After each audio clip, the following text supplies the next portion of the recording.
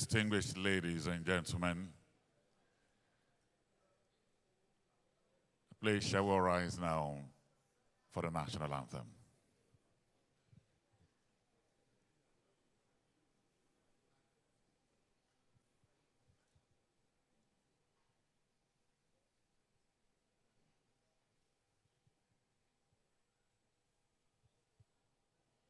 The national anthem, please.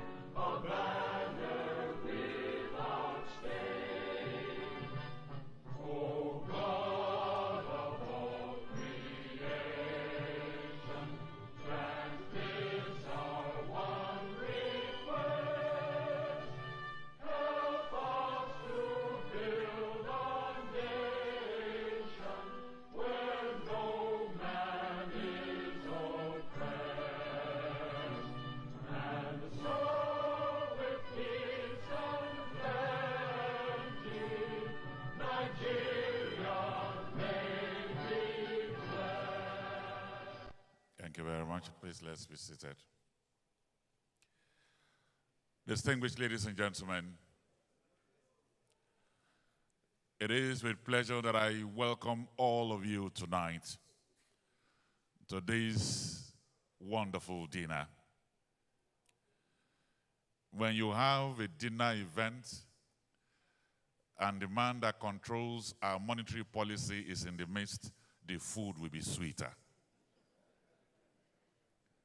And so without much ado, let me welcome here tonight the Governor of the Central Bank of Nigeria, Mr. Olayemi Michael Cardoso.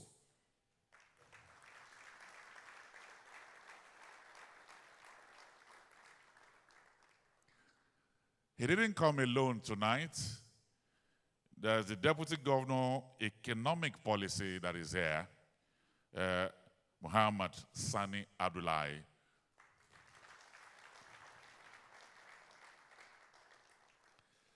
Let me welcome the chairman of the Nigeria Economic Summit Group. I don't know how he manages it. I'm not sure, apart from now that he has sat down throughout today. Please welcome here Mr. Olani Yusuf. We have all the members of the board of NESG. We have eminent delegates of this summit. All of you tonight, I welcome all of you. But to actually formally welcome all of us tonight, let me welcome the chairman of the NESG. I just pray for strength as he moves from his seat to this place. He has been about 5 breakout sessions today, apart from the plenary here, and he's still bouncing. Please welcome him.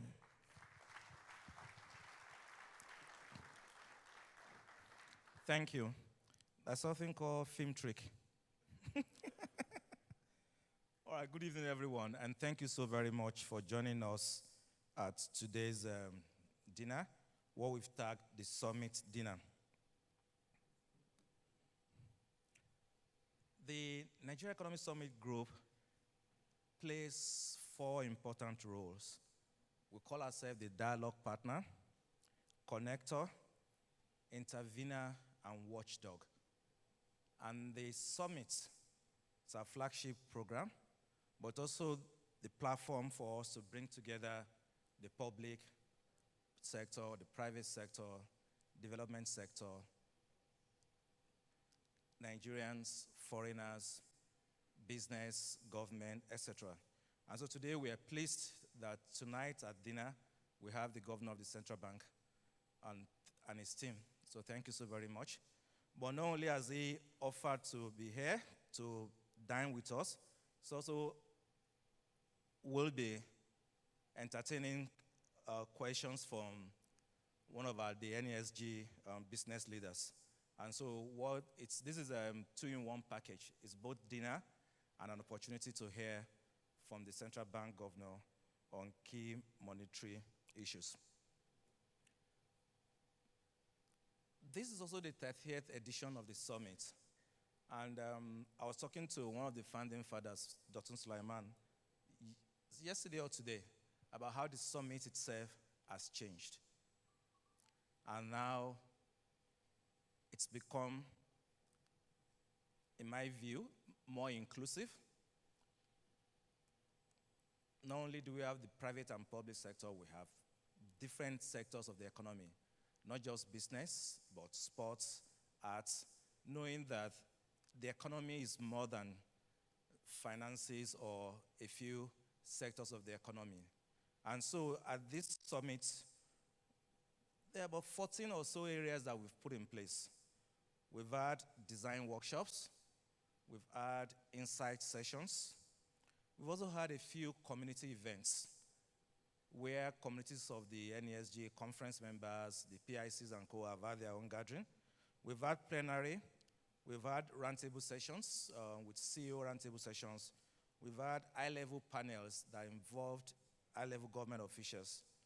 We've also had interactive panel, and we're having 2 fireside chats, one tonight and the second one tomorrow with JP Morgan Chase, CEO and chairman. But beyond that, this summit, we've also had essay competition that involved youths from across the country. And we also had an arts competition and exhibition that also involved youths between the ages of 18 to thereabout. We've had private meetings, we've had co-creation, we've also had side events. So the summit, it's more inclusive, and we've treated different topics and agenda that we believe are crucial towards forging collaborative action for growth, for stability, and also to drive the competitiveness of our nation. I have a letter from Pascal Dozier, who is the chairman of the NESG Advisory Board, and who also was the very first chairperson of the Nigeria Economic Summit Group. And he called it letter of encouragement. So if you permit me, he's asked that we should read that out as letter from the advisory board encouraging all of us to stay the course. And it says, Ni Yusuf, Chairman, NESG Board of Directors, it is with profound joy, pride, and deep reflection that I extend my warm greetings to you on the occasion of the 30th Nigerian Economic Summit. I regret that I will not be able to join you physically in Abuja due to health reasons, but while reflecting on the journey that began in 1993, I'm glad to see that this initiative has become a strong and enduring platform for charting a sustainable path for Nigeria's economic development. Even though the challenges we face today may even seem as daunting as they were in 1993 during the first summit, it further reinforces and strengthens the importance of this annual gathering. I have a strong and unwavering belief in the capacity of the 30th Nigerian Economic Summit to propose meaningful and purposeful recommendations that will uplift the lives of our people. It's also my firm conviction that the solutions we seek cannot be achieved through political reasoning alone. We need the empathy, support, and more empathy from our leaders. The average Nigerian is living through tough times now and deserve empathy from all of us. It is my sincere hope that the deliberations of this summit will inspire us all to listen to and implement the recommendations in our different capacities. As we mark the important milestone, I wish the Nigerian Economic Summit, the NESG, continued success as it convenes, intervenes, remain a watchdog, and also a dialogue partner. It is my earnest expectation that this anniversary summit marks a significant turning point in Nigeria's economic history. May God bless the Federal Republic of Nigeria. Signed, Dr. Pascal D. G. Dozie, CON. So that's a letter from PGD encouraging us to stay the course and to do all that we can for the benefit of the Nigerian citizens. And so the work that we do at the summit is meaningful, and I'd like to thank all of you, our partners, our sponsors, and more importantly, our volunteers for spending your time, your talent, and your treasure towards nation building. And I hope that when we all come back here next year and more years to come, we'll reflect about next 30, just as we did yesterday. And we were told the journey towards the pension reforms, the ICRC, the PIA, NIPC, and many other important reforms that has propelled the economy, and those reforms started from discussions at the summit. And that's what we hope we would be able to reflect in a few years' time about the conversations we've had since Sunday, and hopefully that will end tomorrow. So again, welcome to this dinner, and enjoy the moment with the CBN Governor. Thank you all. Thank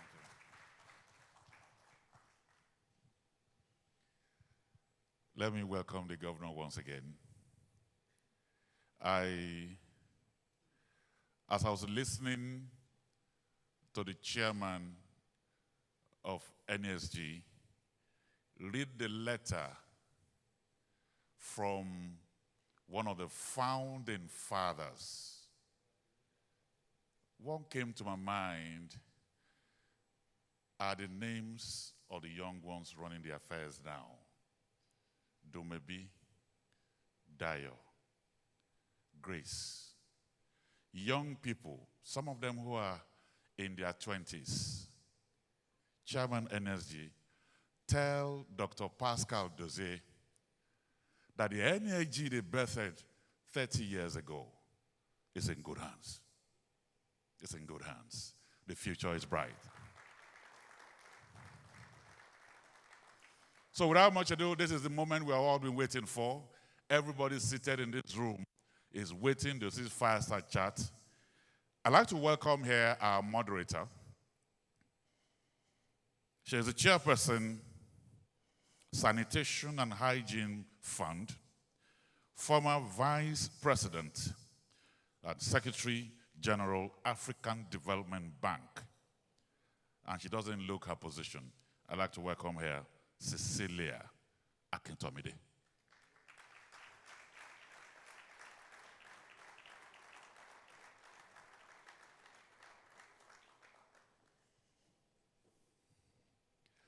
Joining us tonight to discuss issues as we eat is a man who was the first commissioner for budget and economic planning. He actually championed the financial reform process in Lagos State. Former chairman, Citibank, a distinguished leader in the financial and development sectors with over 30 years experience in the private, public, and non-profit organizations. With diverse corporate governance experience, he has sat on the boards of Texaco, Chevron, Elfina, and many more. Today, we are very happy that this intellectual and cerebral financial expert is the governor of Nigeria's central bank. Let me welcome here Mr. Olayemi Michael Cardoso.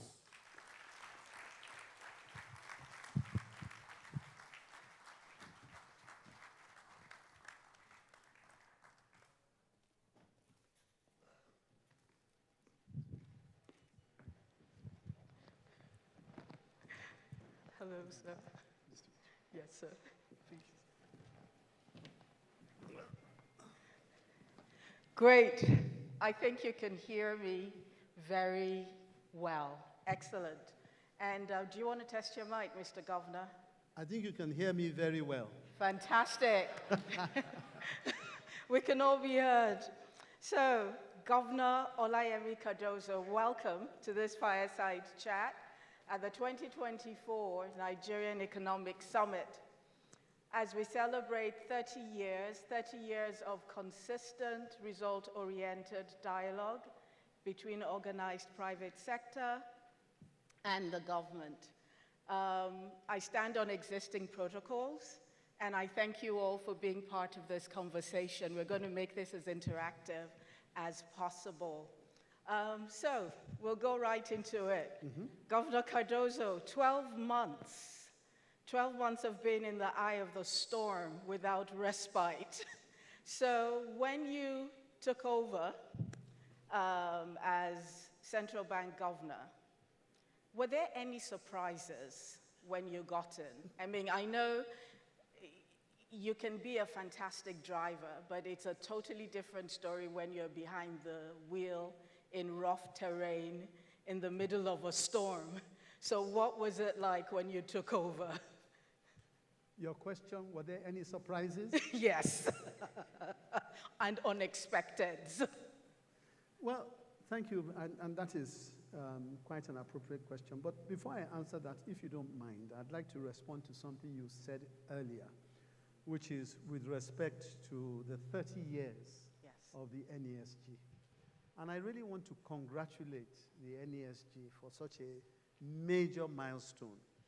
And I'm particularly pleased and impressed that some of the founding members and some who may not have been founding members was certainly being consistently identified with the NESG are here today.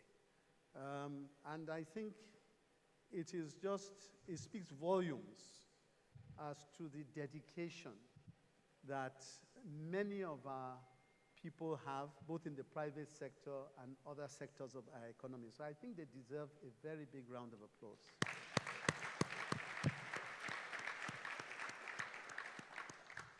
And it is not in my place to call them out. They know themselves, and I don't want to embarrass anybody. And to also say that I believe that the work of the NESG is required now more than any other time in the history of this country. Multi-stakeholder engagement is so critical. Sitting in one corner and feeling, well, I'm all right, Jack, this doesn't concern me, is not going to get us to where we want to go to. Absolutely. So I think this is a great opportunity, and dare I say that this should not be a supply-driven interaction. Absolutely. In other words, those in government who eventually use a lot of the outcomes from intercourse like this should be demand-driven. They should actually ask for these things. And I would challenge the NESG to continue to push and continue to ensure that the ideals for which you all stand so firm and have been so resolute about all these years are accomplished.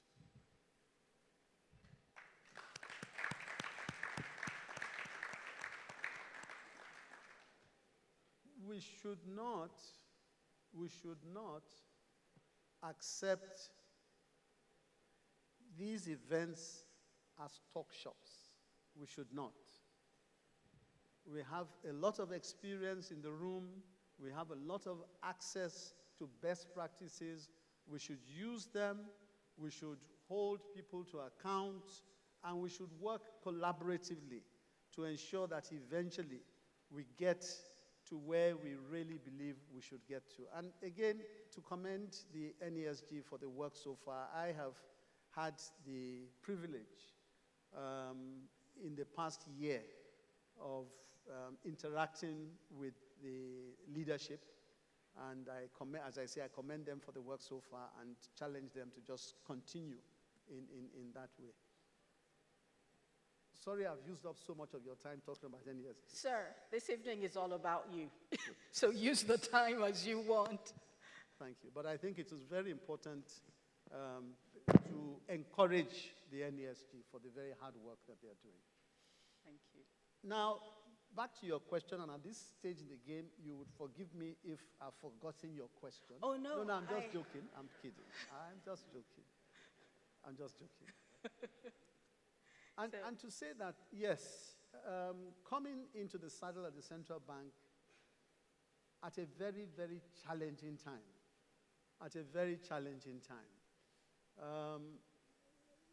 people will recall that roughly a year ago, we had a situation where inflation, was in the process of taking off. We had a situation where there was a backlog in foreign currency. And the figure that was quoted at that time was, I believe, in excess of $7 billion US, which was a huge amount of money. And for that reason, a good number of the international companies were exiting because they were finding it very difficult to access foreign exchange. We also had a situation where there were multiple exchange rates, if you recall.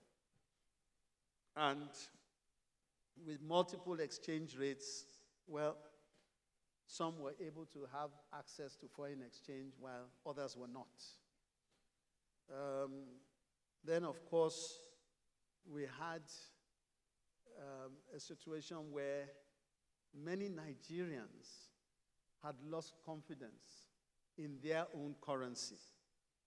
Many Nigerians had lost confidence in their own currency, which, of course, helped to fuel and accelerate the process of the Naira losing its value. So, with such a situation, of course, one came into, and of course, something else that was also very important at that time, if I recall, was that the central bank was involved in a multiplicity of ventures beyond just its core mandate of price stability and exchange management. And really and truly, one had to make a call.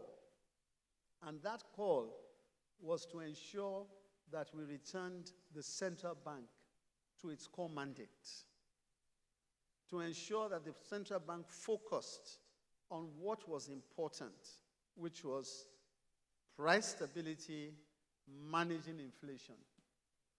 Very, very critical, because to our mind, once you got that right, other things would, as a matter of course, follow. Thank you very much. Since I think you've sort of gone straight into my second question, which is 12 months down the road, it's a great time to bring out a scorecard and say, what have you and your team actually achieved? And was there anything that you think maybe, just maybe, you didn't get right? So it would be great to see how you view that scorecard. Sure. Well,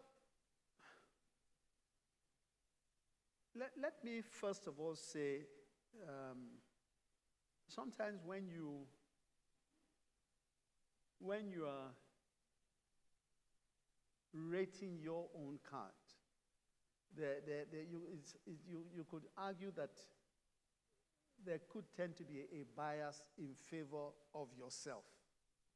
However, if you look at the ratings of the ratings agencies, you will find that over this period of time, they have changed the ratings of the country to positive. At least 2 out of 3 of them have done so. And if you also follow the ratings of international banks and other international financial institutions, you will find that by and large, they see the road of travel for the central bank and for the country as positive. And don't forget that we were coming from a very, very, very difficult situation where a lot of confidence had been eroded and trust had been greatly, greatly lost. Yeah.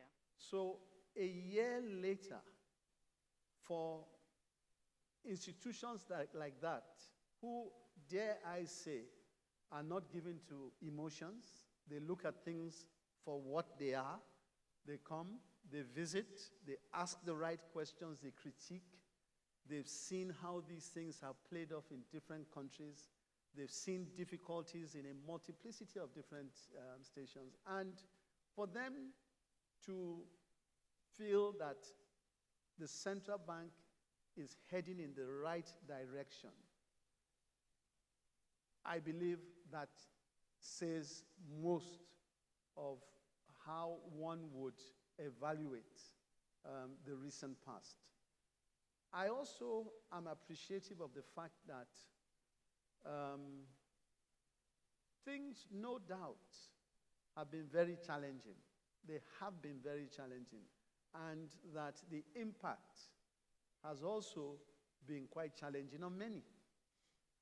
But it is a journey, and I believe that the progress that we have made as the Central Bank of Nigeria and as the entity that is given the responsibility of managing monetary policy in the country today is certainly one that has taken the country in the right direction. I believe there's a lot more that needs to be done, an enormous amount that needs to be done. And in fact, one cannot help but be very, very vigilant because things are changing all the time, and you cannot afford to miss any critical piece because it will have a major impact on the overall. Our goal continues to be that of stabilizing our economy and stabilizing the macroeconomic fundamentals. That continues to be our goal.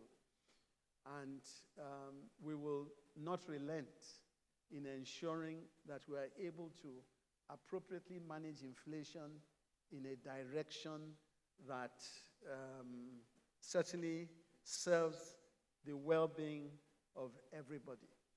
I take the example of the last Monetary Policy Committee meeting, where the decision was made at the time to hike interest rates, okay, much as it may have appeared a little bit on the hawkish side. But if you see what has played out since then, okay, then it begins to give you an idea of the things that we see, and we ensure that we are ahead of the curve.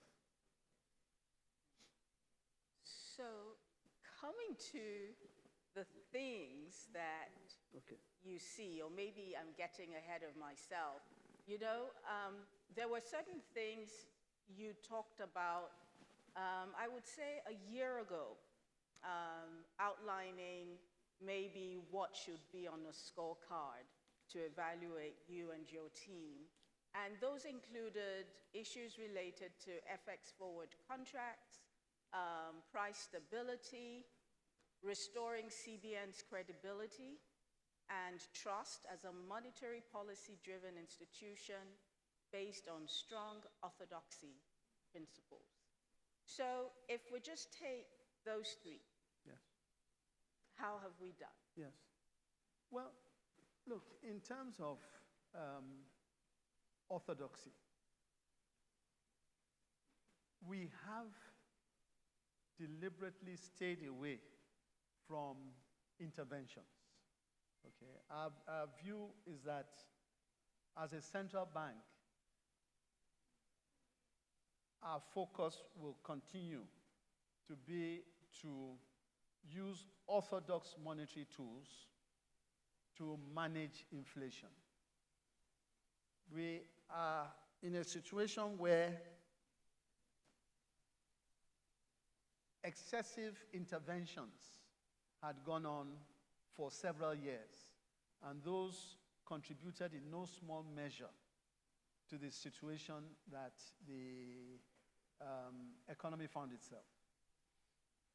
Our view is basically focus on managing inflation and focus on stabilizing prices, focus on foreign exchange management, and leave that to the DFIs, and indeed collaborate with those that we can collaborate with. But that certainly is not a function of the central bank. The second thing with respect to the forwards. Yeah. You know, at the time I spoke about this, this was when I was going for my clearance at the Senate. I mentioned it first there before I mentioned it at the Institute of Bankers event. At the time I mentioned this, all I knew was that there was a huge backlog and there seemed to be a problem with the finances of the central bank. I think I knew that and everybody else seemed to have that impression. And one could be forgiven at that time into thinking, well, let's push this backwards and worry about it later. That for now, we had a situation where there were pressing issues with pressing immediate demands. But I didn't do that. It was very clear to me that that was something that needed to be tackled immediately. And when I say immediately, at least giving confidence to international investors and others that as a central bank, we would meet our obligations. It was important to do so. We, of course, went through the process of verifying the claims, and as and when we began to have a better understanding of the claims and the appropriateness of the claims, Yeah. we met them. I know that as at now, there are still some which have been unverified, and we're working on those. Okay. We are at a particular stage now where we've gone through stage 1 and we're about to go into stage 2 to verify those claims as the case may be. So, to all intents and purposes, as we stand, we have taken care of the verified claims. The third one? So, restoration of the trust, credibility, of the credibility of and the central bank. Yes. Now, again, what I said earlier pertains to that, Yeah. and that was part of it. But more importantly, and very importantly, we had to ensure that we could walk the talk.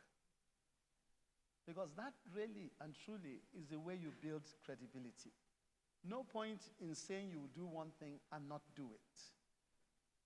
You have to be transparent in the way you undertake your operations. And I must say that one of the things we have done with the MPC meetings is that after every MPC meeting, we have a question and answer session where members of the press are very free to ask the questions, and they do.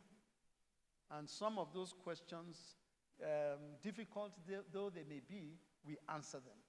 Because we think it's important to get the word out there and to ensure that people can see that we are as open and transparent as possible.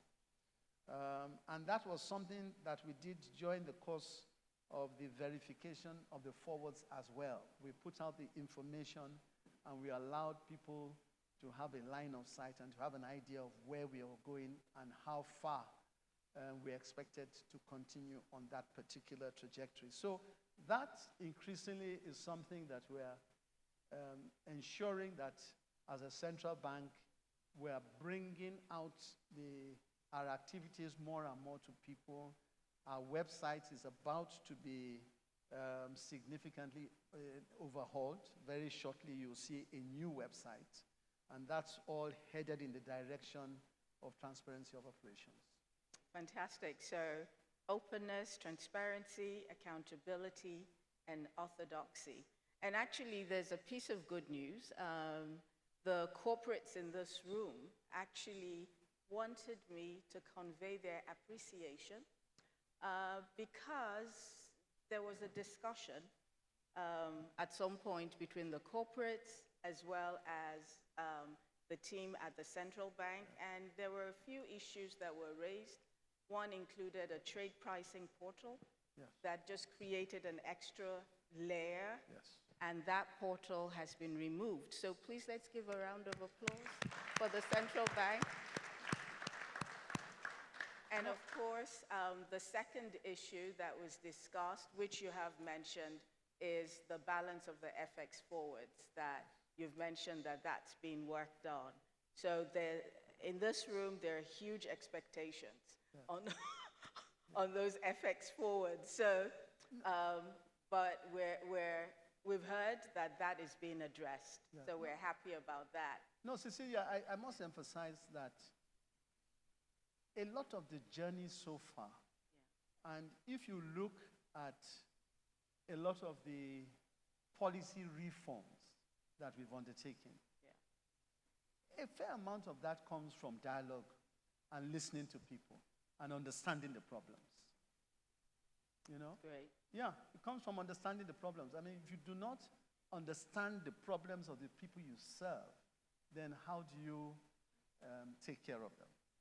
Very difficult. So just to say that we will not tire from having the dialogues that we are having and understanding the problems that people face and seeing how we can work hard to ensure that we take away all the different impediments in the way. I can give you another example. The IMTOs. The IMTOs. You know, we had decided that this was a sector we needed to focus on.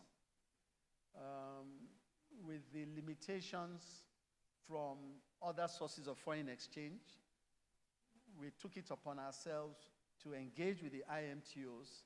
When I was in Washington for the spring meetings, the IMF World Bank spring meetings, I called the different IMTOs, and many of them flew in from different parts of the world.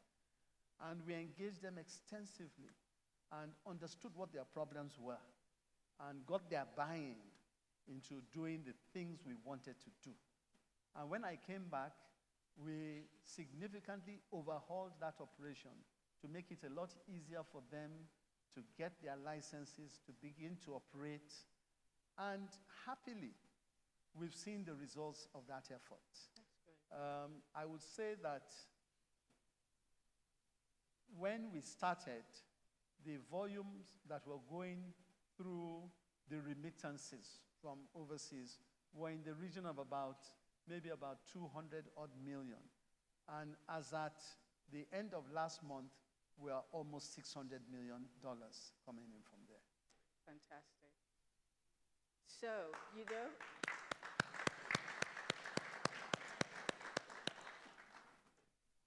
I'd like us to do a deeper dive into this whole issue of understanding the problems of the people, of the businesses. And you used a phrase that I appreciate a great deal the people you serve. So you're governor of the apex bank of a country that wears, unfortunately, the label of poverty capital of the world. Underdeveloped, grossly unemployed, desperately in need of building infrastructure and building a real sector. And at the same time, you talked about the recent hike in the monetary policy rates. And actually, so the rates went from 26.75% to 27.25%. And actually, within the past 12 months, we've seen like an 8.5% increase in rates. CRR of money deposit banks also was nudged upwards from 45 to 50%. For merchant banks, from 14 to 16%. The almighty Naira dollar exchange rate has gone from 768 to 1600. So there's a challenge that we see here, and challenge of divergent realities and divergent needs. And so you're making certain trade-offs. And I think it will be great for those in this room to understand what's driving the trade-offs you're making, particularly when you think of the recent hike, which I think a lot of people were not expecting, and it sort of came as a surprise. But we know that you're making trade-offs, you're making choices between a rock and a hard place. So what are those trade-offs? Okay. That's a very good question. And before I go into that, let me just say that as far as I am concerned, I see no substitute for the fundamentals of an economy. No substitute. So before you start talking about the trade-offs you are making, I think we all have to agree that ultimately we have to get the fundamentals of the economy working. That is just a fact. Okay? We've got to ensure that the engines and the levers are running efficiently and effectively. We've got to ensure that the institutions are being built, and I think that's part of the discussions that no doubt has been taking place here over the course of the past day or so. We've got to ensure that we're able to balance up between demand and supply. These are very critical, basic issues that need to be addressed before you even get to the point of trade-offs. And as far as I can see, that's all work in progress, and it's something that definitely needs to be given all the attention that is required. We do need to go back to addressing the fundamentals of the economy. We've been a monolithic economy for so long. The opportunity to diversify the economy continues to be there, and I believe there are certain things that are happening in the economy that perhaps will make that even more of a reality. The example I gave you of increasing the remittance flows, okay, is a classic example of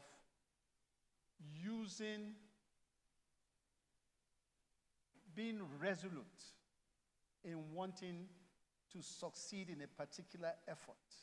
Okay, and when I say this, I'm not just talking about the central bank or anything. I mean, that goes for all Nigerians. Okay, we need to diversify economy, and different stakeholders need to be resolute in ensuring that that happens. Now, with respect to the central bank, the monetary side, obviously, and that's why I started off by talking about this, that the monetary side is there to more or less create some stability, okay, but it doesn't substitute for the fundamentals. It does not. Okay, so we have a situation where, from our perspective, taming inflation is key. Okay. Taming inflation is key. Because if you do not tame inflation, it has such a major throwback. It can deter investment, it significantly reduces purchasing power, and for those who are in productive engagement may find that the people that they expect to be buying their goods are not empowered to do so. Absolutely. So it is so important for us to tame inflation and keep it under control. It is critical. Sometimes we expect that the trade-off between the real sector, high interest rates, and of course the whole issue of inflation could be a timing issue. And ultimately we hope it goes that way. That is, that as inflation begins to moderate, interest rates start to come down, and of course it's a lot easier for the productive sector to operate.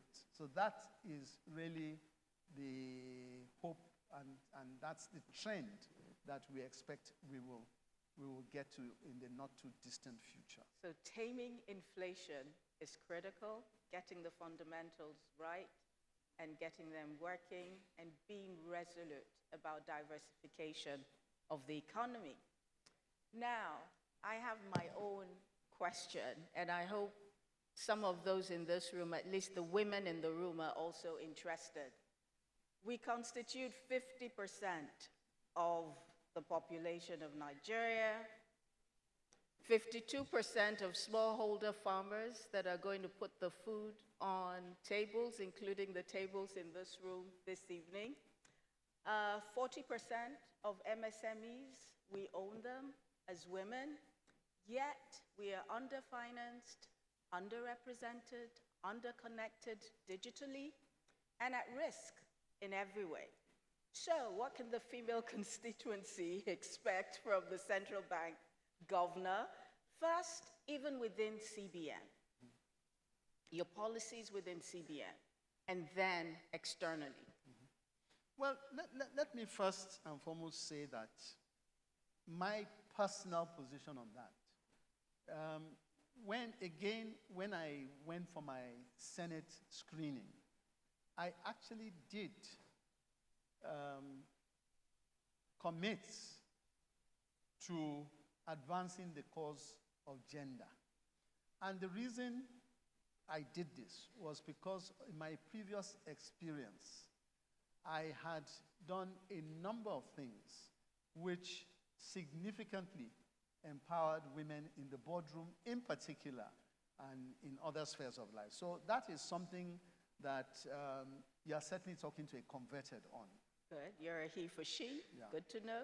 Yeah, I'm definitely a convert on that. I believe women provide a very, very major and significant portion of the workforce, and indeed the earning capacity, and indeed what we see, not just in Nigeria, but in many parts of Africa, with the role that women have played quietly, but effectively, is something that certainly needs to be encouraged and resources put into. So that is, and I think at the central bank, since you asked that question, I think they listened to the Senate confirmation hearings and they took that on board. And the expectation is there, and I don't expect to disappoint them in that respect. Now, in terms of policies to the outside, we are committed to ensuring that we encourage the banking industry, and I must say that the banks are at different stages of managing their own internal processes towards bridging the gender gap.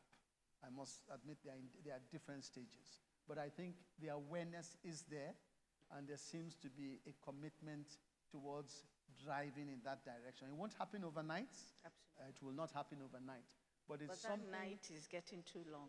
No, no, it's not really. And I think a lot of this comes from leadership. And I think that you've asked a question and I've given you an answer. Yeah. That you can rest assured that under my watch, I will do what is necessary to ensure that we can give the necessary impetus to women entrepreneurs, for example. And I must tell you that a week or so ago, the Central Bank of Nigeria signed a code for women entrepreneurs financing. And we are going to implement a framework, okay, that would hopefully lead to greater financial inclusion for women within the country. We partnered both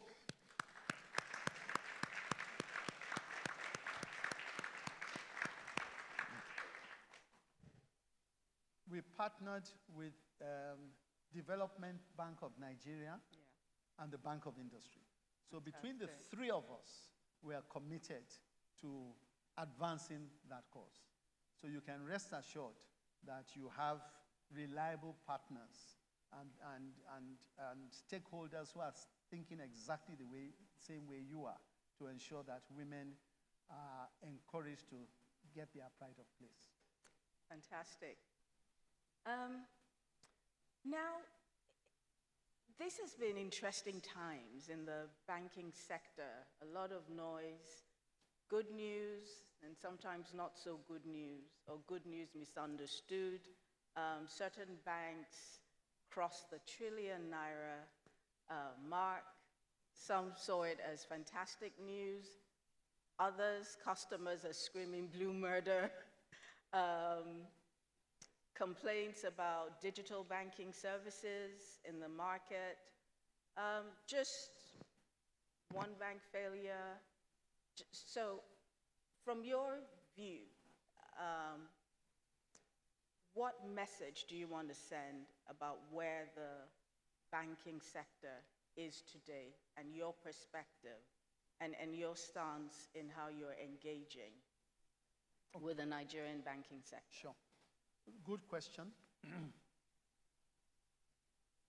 And also the capitalization. Yes, How does that go? yes. And in fact, I can't start off with the capitalization because, and hopefully that should illustrate the approach we're taking to the banking industry. Yeah.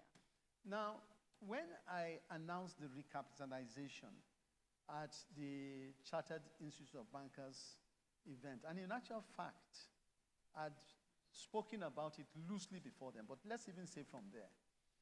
I signaled to the banks that this is where we were going. I didn't give a figure, but I felt it was important to let them know that we considered it necessary to go in that direction. And I recall that at that time, a lot of banks felt that they really didn't need that much capital.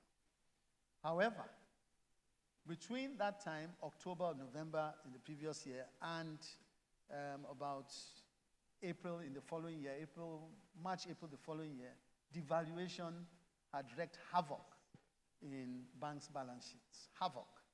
And I don't think anybody anticipated that it would go so quickly and in that direction. And so when I now finally gave the figure around Easter, I think it was abundantly clear to the banks that there was need to actually increase their capital to create buffers, okay, and ensure that we had a strong, resilient banking system that could take us towards the $1 trillion GDP that is projected by the president.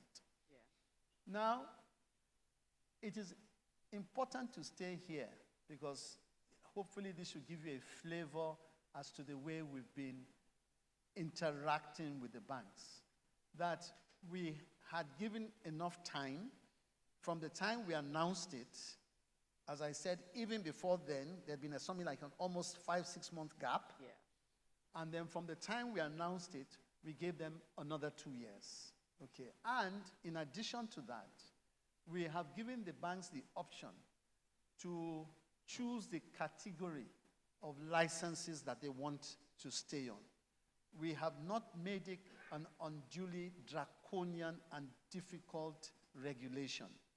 We are convinced that it is important to support and work with the banks and the banking system to understand their issues, their problems, and work with them to solve them. And from what I have seen so far, the road towards recapitalization seems to be going in a proper trajectory. Those who have already blown the whistle has been blown for some of them. They are out there raising money, and so far, so good. So far, so good. And I'm confident that it will work out well, and those who want to stay in particular categories can do so. Those who decide, well, we don't need to be there, perhaps may do something differently, I don't know. But we've given the options. Now, we also understand and appreciate that as our role as regulators, it is important for us to be ahead of the game. And it is for that reason that we are doing putting an awful amount of effort into strengthening our capacity to regulate. So our banking supervision capabilities are being strengthened considerably to ensure that as the banks themselves are navigating through the challenging terrain, we are there to ensure that things are done in a rightful manner, and that on balance, again, back to the phrase I used earlier, the constituencies that you serve are served rightly. That is something that is very important to us. Over a period of time, of course, where certain aspects of policy need to be revamped, they will be revamped. And in actual fact, they have been. They have been. And I believe the banking industry is strong and is really resilient to be able to withstand any potential shocks. Excellent. Now we're going to get to the lighter side of the questions. So, they always say it's great to see the end from the beginning. So how are you going to define success? What will success look like for you at the end of this journey? Well, something that is very important to me.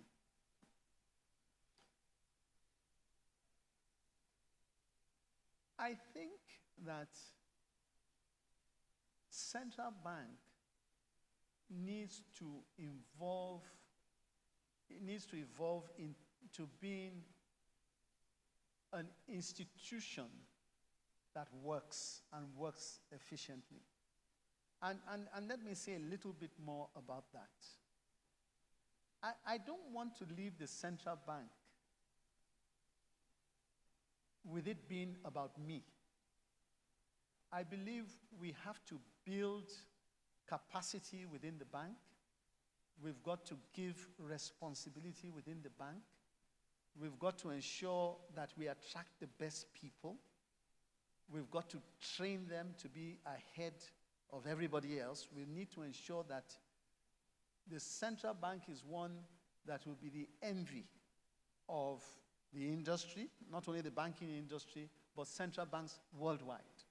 And I must tell you that over the recent past, I've been very privileged to interact with a lot of central bankers all over the world. And I can see that over a period of time, a lot of the strengths that we had perhaps been diluted a little. And one needs to ensure that one can build that back up, ensure that we operate very ethically, ensure that our constituents can do things with us in a manner that does not need to come in and know people, and that you don't have to know the central bank governor to get things done or the deputy governor to get things done. Those are things that are very important to me, that we build the core fundamentals of the central bank in such a way that it operates in a way that is open and transparent, and you can know exactly what to look for.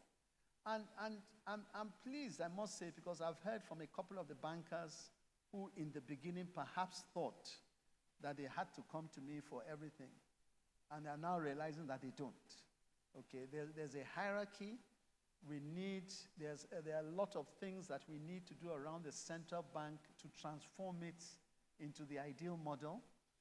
And certainly at my level, I would commit to getting less and less involved in the more routine issues, but devote more time to policy development, and which you've seen a lot of that coming out from the central bank. Yes. But we want to ensure that it gets entrenched within the bank, that the bank understands that, and the outside public understands that the interface with the central bank is one where it's open, it's transparent, you can get things done, and you don't have to know anybody. That's fantastic. So, you have reiterated this issue of openness, transparency, and building an institution that works, an institution with talent, an institution with capacity, and an institution that works ethically. So, I mean, there are quite a few young people in the room. So what message do you have for young Nigeria? You know,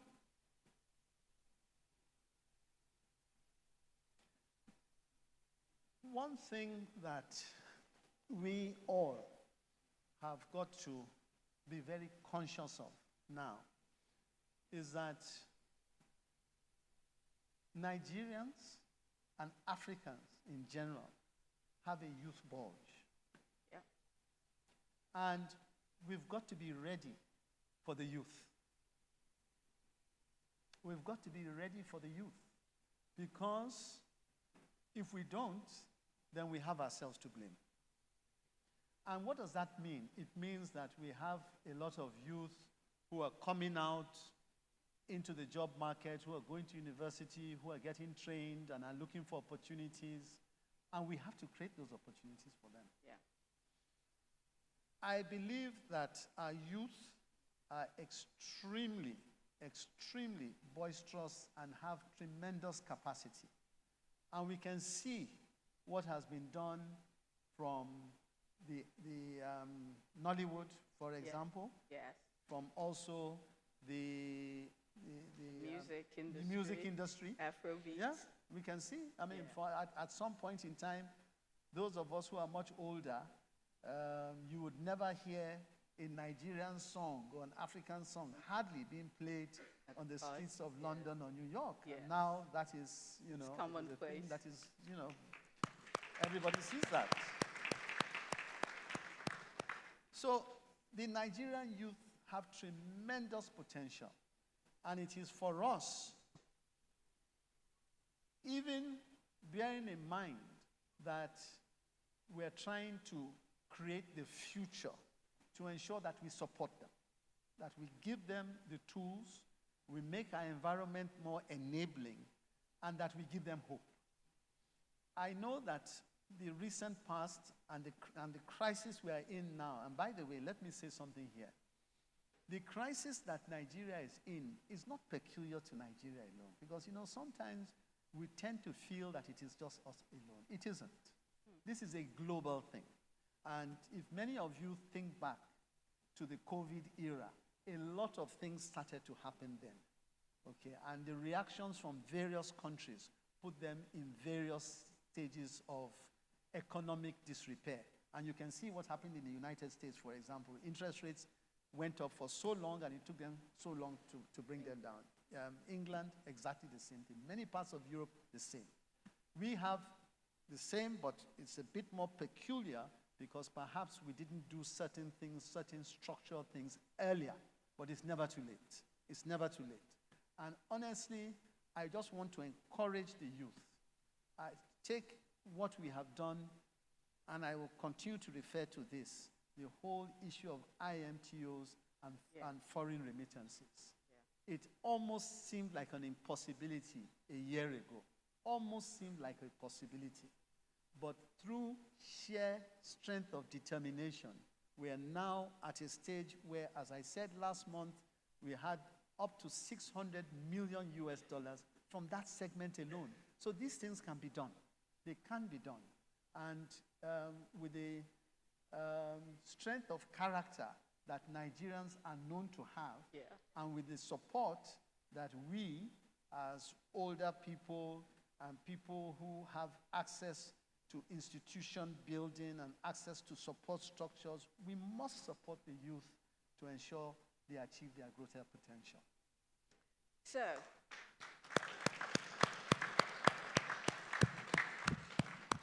we're going to go into what I call rapid fire questions. I'll give you a few options, you choose one. No dinner. And then there'll be questions from the room, but this is just very quick. Jollof rice, pounded yam, free john, or dodo? You should know the answer. With a name like Cardoso, it can only be frijon. Actually, that's why it's there. So, Monopoly, chess, Scrabble, Ludo, or draft? Chess. Chess. Afrobeat, jazz, juju, classical music, or reggae? Afrobeat. Afrobeat. And at that point, we will go to the room and see at least 2 questions from the room. Oh my goodness, I can see 4 hands. And I'll start with my sister. I see one woman with her hand up. I shall be partial. Thank you. Thank you to the governor for a great discussion. My question is, and my name is Amaka. I run Africa for Eurasia Group. My question is, you mentioned about the trade-offs. You had about the trade-off, very difficult trade-offs that you're having. And in your answer, you talked about fundamentals. I'm very empathetic about that because a lot of the problems that you are facing with FX scarcity and the Naira being under pressure is because we just don't have enough exports, okay? Now, my question to you is, I think you've acknowledged this several times, which is there's only so much the central bank can do about that. The rest of the government needs to have a coherent, clear vision about growing non-oil exports. Do you see a role, and I ask this understanding how difficult this question is, do you see a role for yourself in pushing the government to have a clearer vision that all Nigerians can buy into about what the plan to raise non-oil exports is? Because at the end of the day, if that doesn't happen, you can only raise interest rates for so long until you get into trouble. So, thank you. There's a hand to the right of my right. Okay.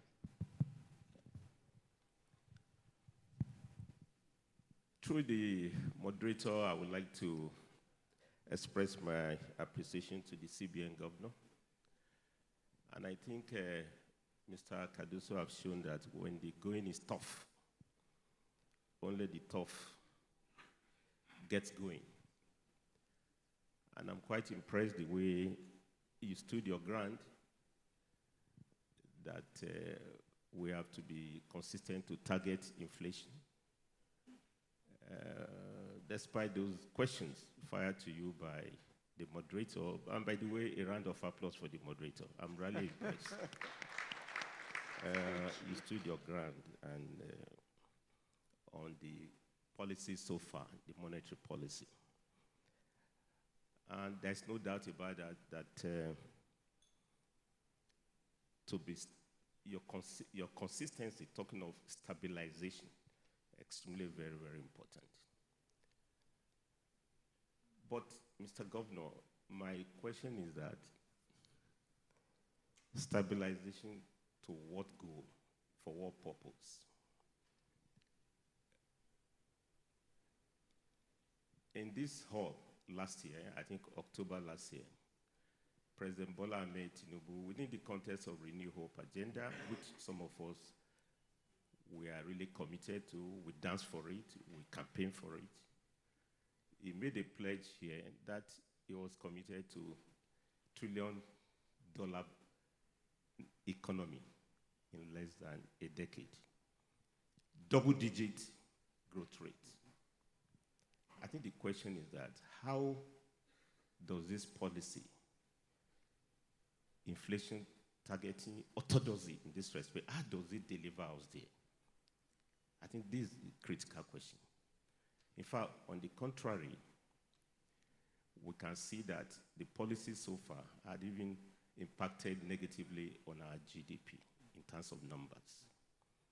So, I mean, I'm fully with you so that we can have a way to arrive there. And the last one, the madam also referred to this point. The chief economist of the World Bank was here yesterday, and he was unambiguous in saying that we have become the capital of poverty in the world. We have overtaken India. India. Again, how does this policy take us out of this? And I'm raising this because when you talk of poverty, I think we should also disaggregate poverty. You know, the most scary one is income poverty, the wage poverty. Mr. Governor, when you came in,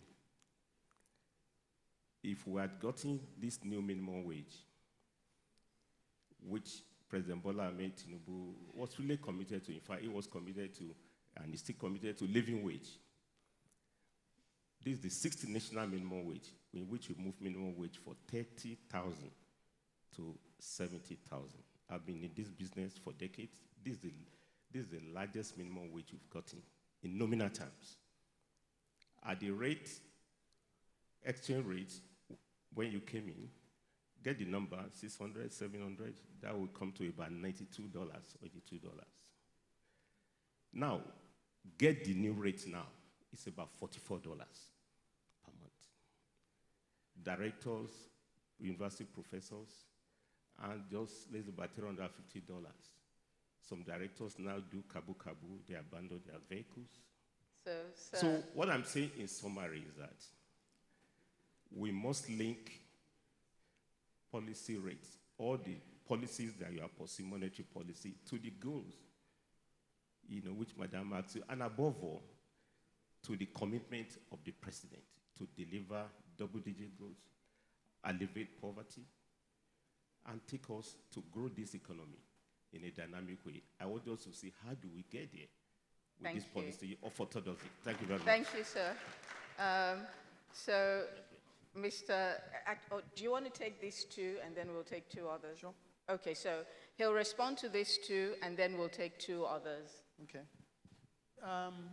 So your role in getting the rest of government to do their part, stabilization is not an end in itself, so what exactly is the end? And do these policies actually help us to achieve, get to that $1 trillion economy that the president has declared that we will get to in less than a decade? Sure. Well, first and foremost, the issue of the government, the federal government, and ensuring that they are doing the things that they need to be done. Now, again, our role is that of advisor to government. We are advisor to government. And in that capacity, what we have done is we've set up a unit within the central bank to ensure that we are able to move that statement and responsibility beyond just a cliche, advisor to government. We are trying to actualize that. So what we do now is on a regular basis, we do give advisory on things that we see and the sort of feedback that we are able to garner over a period of time. So we do that. We do that.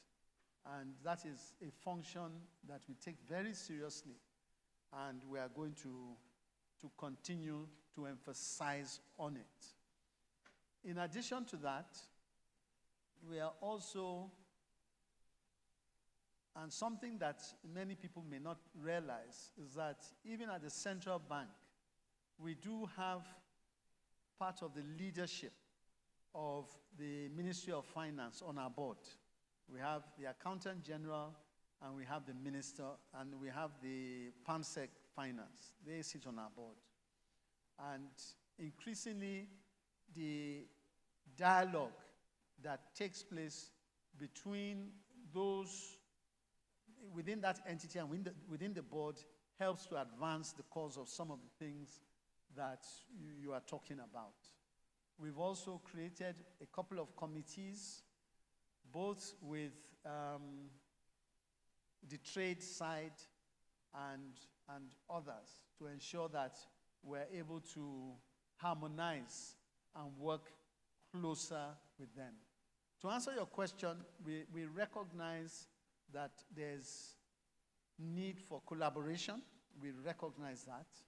And we talk about it regularly. And it is something that we are committed to strengthening over a period of time.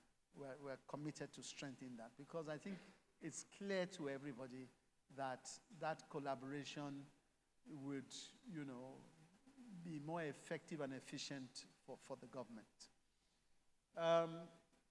Then onto the issue of stabilization, and where does stabilization really take us to, and all these hikes and things like that.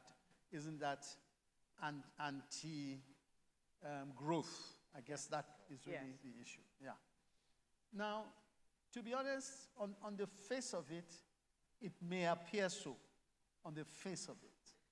But if you look at empirical evidence, which we have, it will clearly indicate that we would have been a lot worse off if that wasn't done. We would have been a lot worse off if that wasn't done. And again, back to this last MPC meeting where interest rates were hiked, and it appeared as if, why hike when inflation seems to be moderating and things seem to be under some control?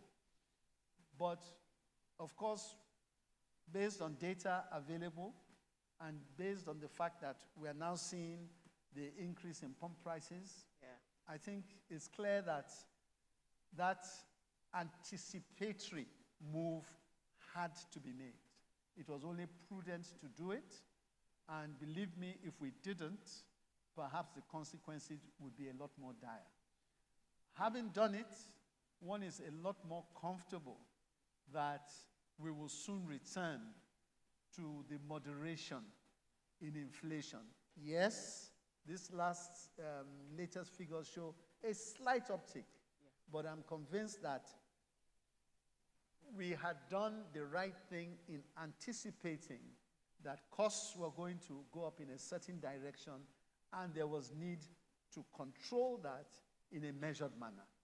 And as I said, I'm confident that going forward, because of the anticipatory move we had made, we will see a situation where it will be, the moderation in inflation will be a lot more acceptable to us.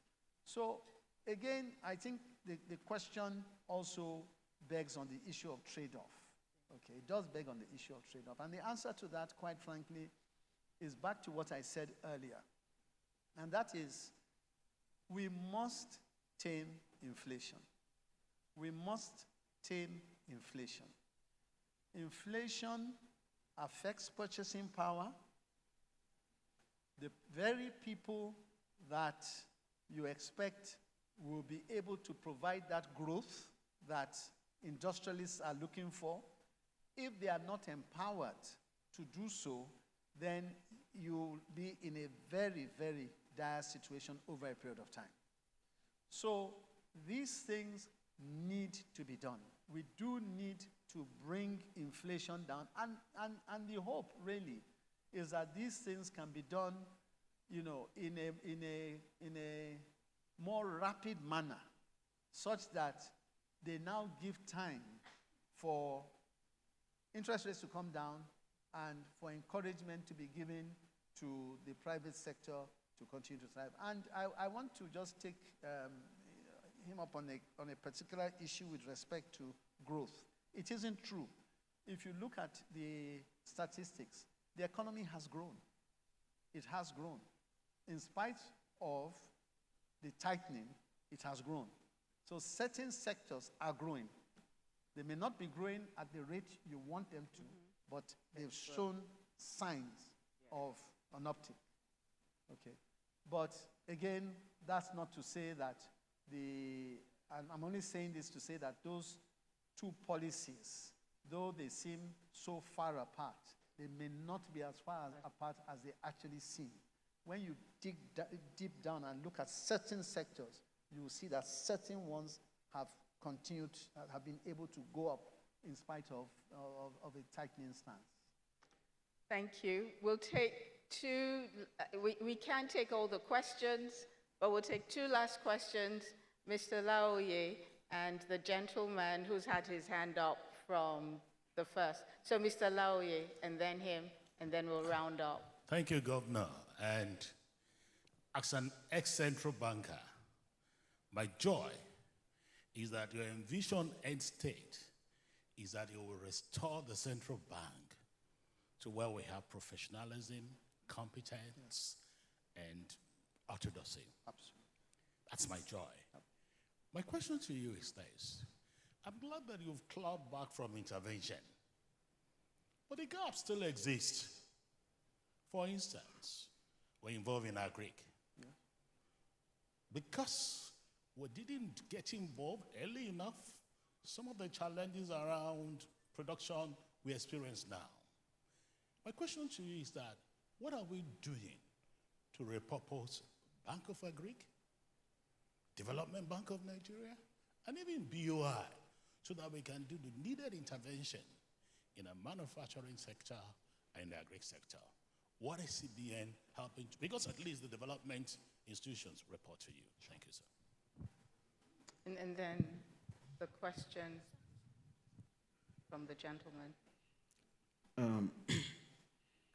So do I begin by saying Your Excellency, because all governors in Nigeria are Excellency. Good evening, sir. I want to ask, I had two encounters. One, China, and second one, Egypt. Investor or partner in China is a private investor, but the constraint is that he cannot move his money offshore without the approval of certain board.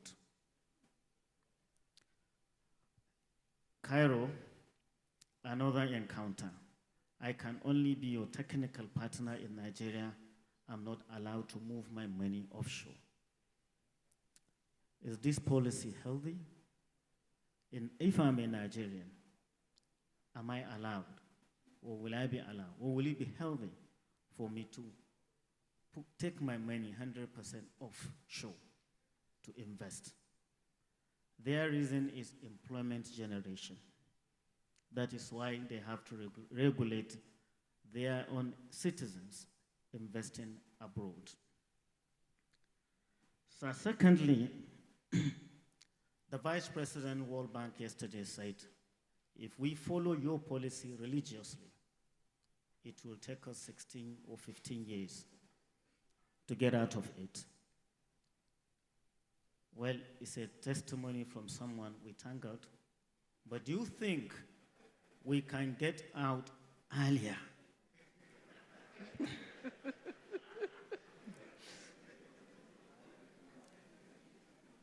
Realistically, you are lucky for the next, here to 2027. Who comes after you, we don't know. Are you to continue? We don't know. If we are to peg it to 2027, do you see us going 50 or 60% getting your policy, achieving your target? Thirdly, Nigeria is a 60% youth. If as a graduate today I have my ideas, talent, but I don't have money, where do I run to? Who do I run to sell this idea to collaborate with him, being an innocent young man? Thank you, sir. Okay. So, thank you. How do we strengthen BOI, Bank of Agri, getting them to be the interventionist arm of government? And then, can a Nigerian move funds offshore to invest outside of Nigeria? Because he's seeing other countries restricting their citizens from investing externally because they're trying to create jobs internally. Okay, thank you very much. On the issue and yesterday's discussion by the chief economist of the World Bank saying we have to stay the course and 10 to 15 years. Can that be accelerated? On the issue of intervention, BOI, etc. Let me say, perhaps let me even give some context to this.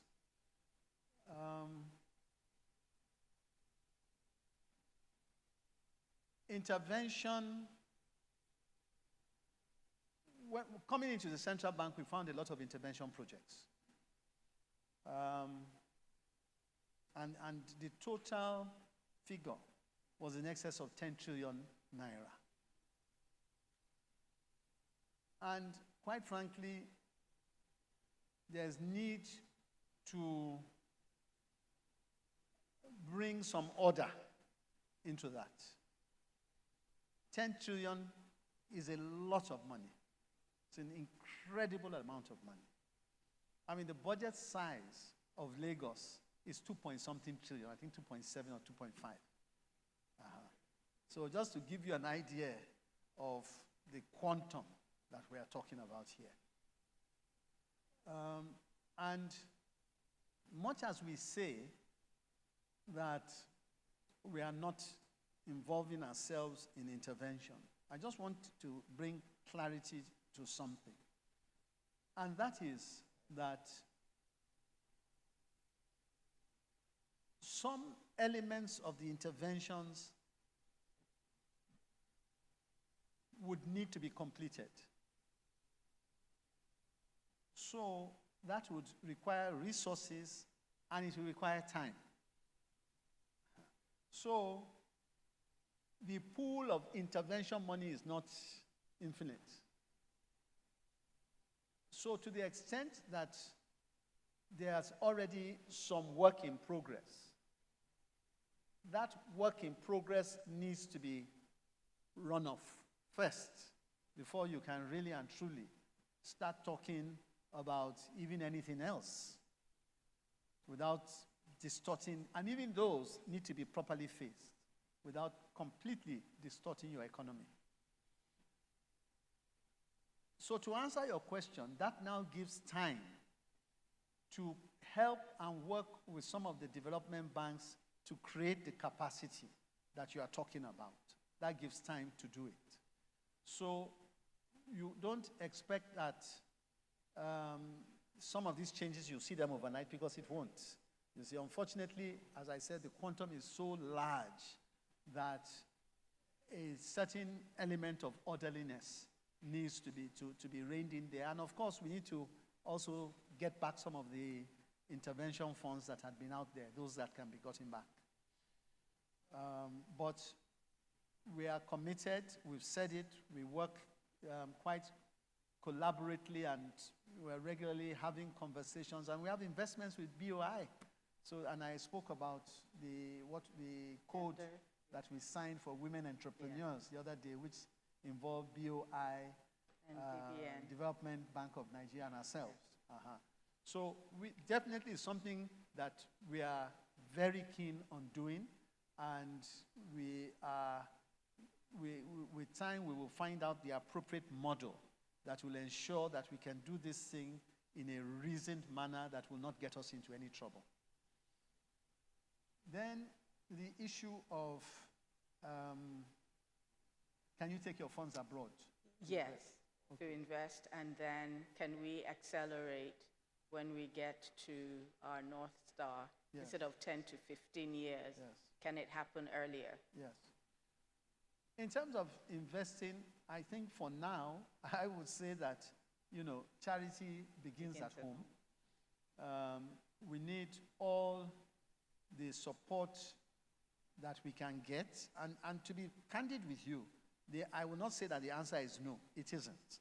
But I will just say that in terms of suasion, I think what we need now is to ensure that investments are here because they are needed.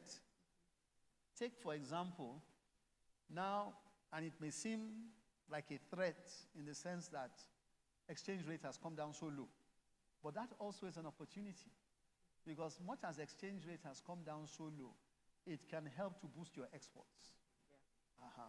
Because you become a lot more competitive in the export trade. So I just want to encourage people to say that, the opportunities are here.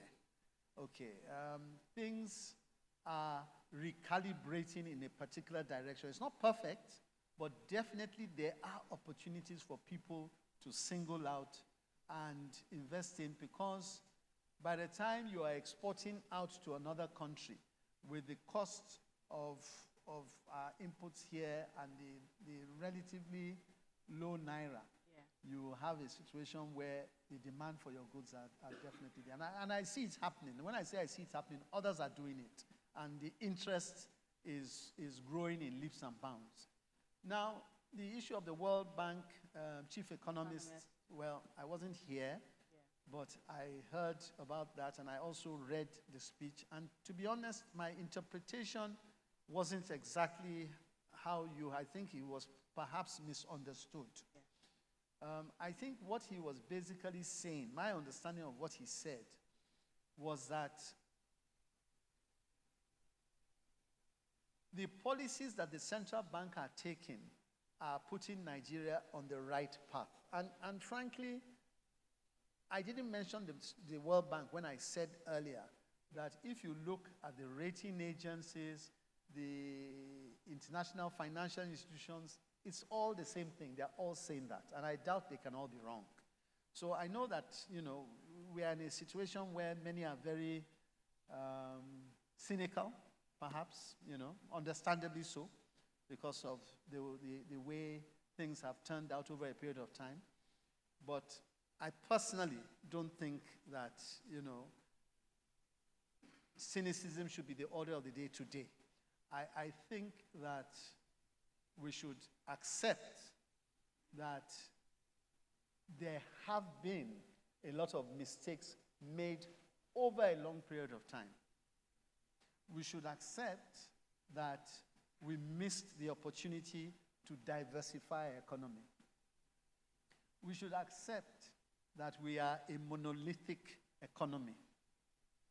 We should accept that any movements, any shocks in a situation where you are a monolithic economy, you're bound to feel a lot more pain than you would if you're diversified. I think that is just a fact, and I think we should accept it. And clearly, the way out to having a buoyant economy and being able to diversify and create different revenue streams cannot be something that we would expect we would succumb in the short term. I think we should be realistic about it. I don't think we need the chief economist or anybody to come and tell us that. I think it's pretty obvious. I think the point is that we need to keep our focus on ensuring that we do those things that take us out of an unsustainable situation we find ourselves. We need to put our focus on the ball.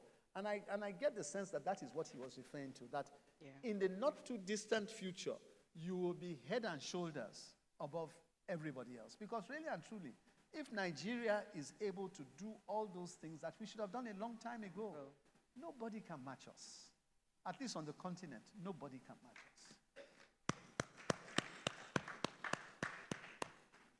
That does not mean that it will take 17 or how many years he said, I don't know, for us. 10 to 15. 10 to 15 years for the pain to go. I don't think that is the issue, because if they are all saying that we are on the right track, we are on the right track, and I believe we are. Yeah. When we will, at what stage would we find ourselves in a perfectly painless situation? I couldn't tell you. Yeah. However, I do know that if we continue the way we are, we will find that life will be a lot more bearable for everybody, and that if we continue beyond the short term to the 10, 15 or so many years we're talking about, certainly Nigeria will be the envy of many countries. And I think on that positive note, I'd like to say thank you very much, Mr. Governor. Can we please give him a round of applause? Thank you for your time at a very busy period. And thank you to each and every single one of you for being here and for listening all through this fireside chat. Thank you very much, sir. Thank you. Ladies and gentlemen, a round of applause for them. And we have a group photograph now. May I invite, please, the chairman, Mr. Lani, to kindly join them for photo session, please. Sorry? Photo session, please. I guess board members. Kindly join for a photo session, please. Thank you for the honors, sir. Okay. I think board members and probably The Permanent Secretary, Minister of Budget and Economic Planning, Dr. Emeka Obi, MNI. Kindly join them, please. Thank you.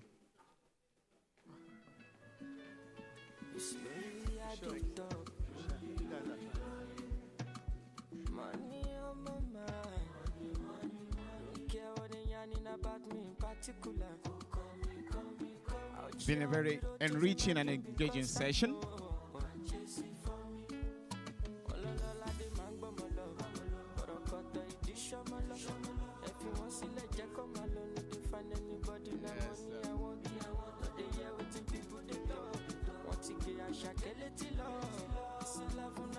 Success attracts success. So you can see the quality of people here to celebrate NESG at 30.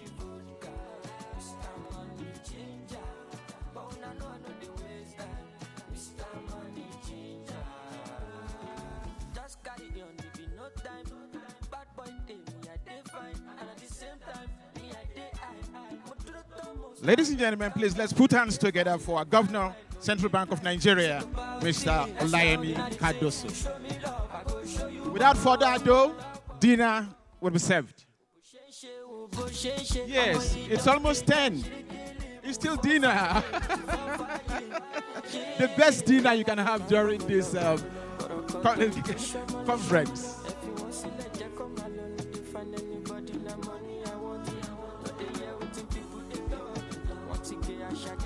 Please, let's go and eat straight away. The table by table, please. Table by table so that it is orderly. Table by table from the front so that it's orderly, please. Thank you. table by table like we did yesterday, so that it will be orderly.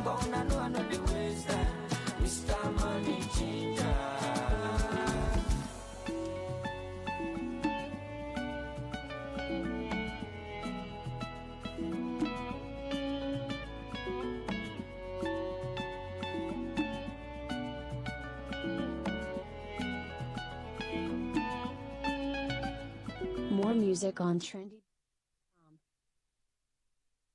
More music on trendybeats.com.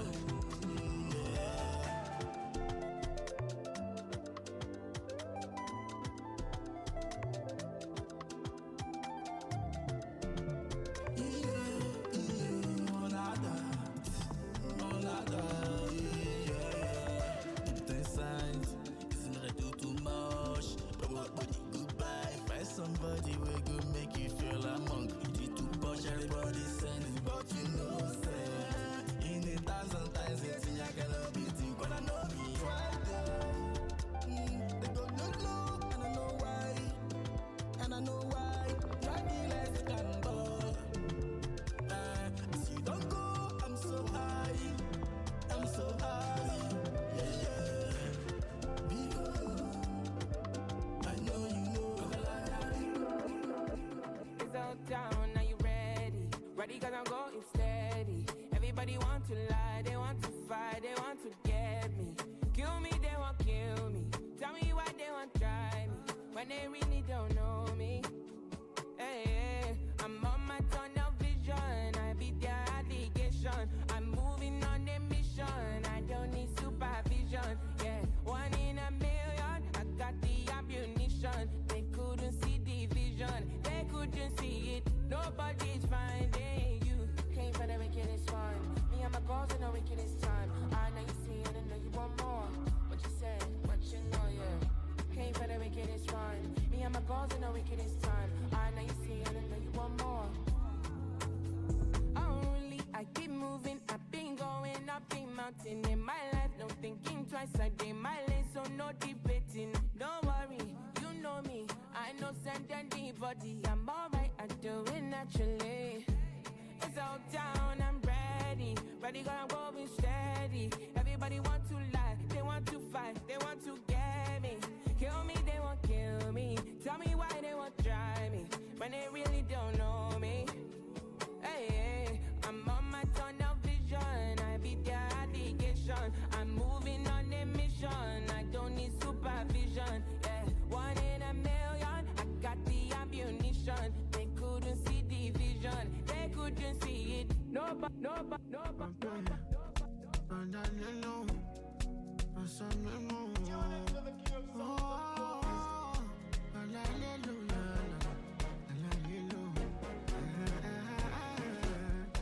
You say I've been bloody fellow. This my skin come yellow. You say I know sappy also. I know sappy also. You were sleeping alone. I was such a writing songs and